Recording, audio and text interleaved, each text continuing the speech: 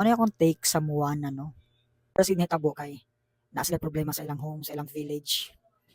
And then, Moana being the leader, gusto niya lagi siya buhaton para ma-solve na, knowing na siya kakayahan.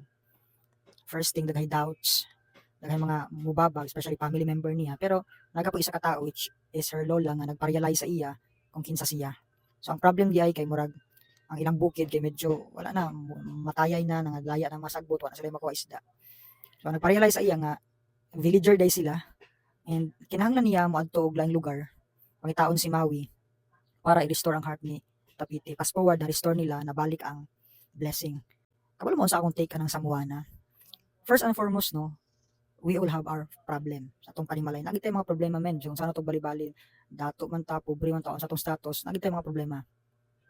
Ang sama natong kuan, mga status sa buhay, no? We all have problems. Second, it's either ikaw ang part sa problem or ikaw ang solusyon, no? Sa Moana, gipili niya nga siya gid ang solusyon sa iyang family or sa ilang situation, no? So, choose, no, pili nga ikaw ang solusyon, dili ka part sa problem. Pili agi na all the time. Another diha, no, kay sometimes sa kaburido sa tong utok, si Moana problemado na kay si Moana, iyang family pa gyud kay dili kuan sa iyang gusto, ana. Sometimes no naay magpa-realize sa atong nga tao nga labas sa atong direct family. Although sa part ni Moana iyang lola, but nagiana nga mapanghitabo no kay tang mga tao nga nagpa-realize sa ato sa atong kakayahan. Sometimes magit atong family kay medyo di sila mosalig sa ato. Ano mga nga tendency. Siguro pod protective sila ana nga part na dili ta nila gusto mapahamak. Anang panghitabo ka Moana. But Moana was so decisive. Ituo siya sa iyang kakayahan. Kabalo po sa iyang purpose o intention.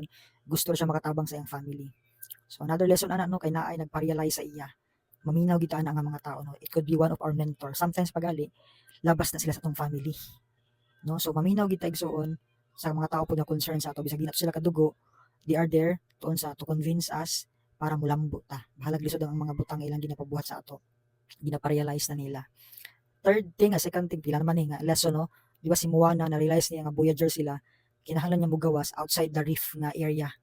So, kinahanglan ka mugawas sa imong comfort zone, no? Kinahanglan ka mugawas sa mga butang bitaw nga medyo, ay, nakomportable naman ko diri. Ay, medyo ko naman ni sa ako, kabisado naman ako ni. Ingon pa nila, di ba, kung gusto ka na ibagong mahitabo sa imong kinabuhi, kinahanglan ka magbuhat og mga bagong butang, kay para, na bagong butang nga mo resulta sa imong kinabuhi. Sa case ni Moana, nigawas gid siya sa reef nga area. At first, nadisgrasya siya, no? Pero, nag-learn siya dito. Kasunod ana, no? Paggawas mo na, ipangita niya si Maui. Na si Maui nga demigod, no? Nga makatabang sa iya, no? It's a realization to also, no? Nga, grabe gid ka importante mga igsoon sa ato, nga naatay mentor sa atong life.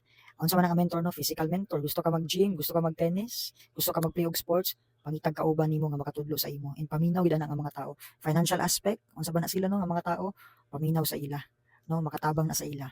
Nasa mga experiences mo, help sila sa imo. Basta, mamina lang ikaw, humble lang gid ka. Sa case ni Moana, no?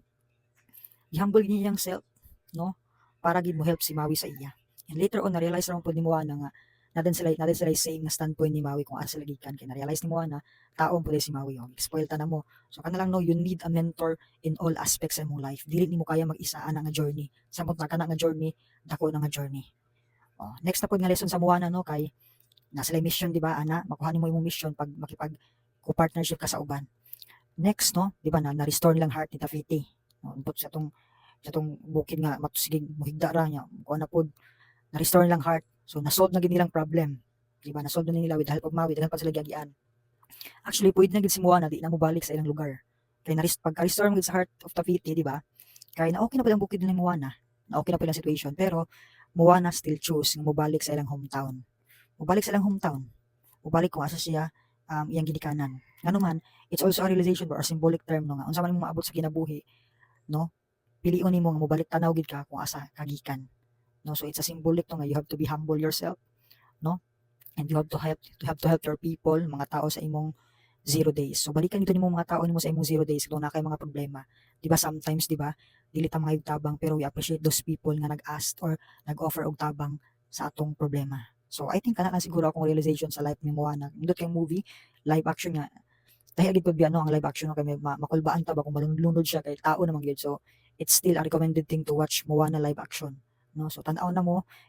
Actually wala ko na expect na maganahan ko kaya ako yung favorite gid nga movie ato ang Odyssey.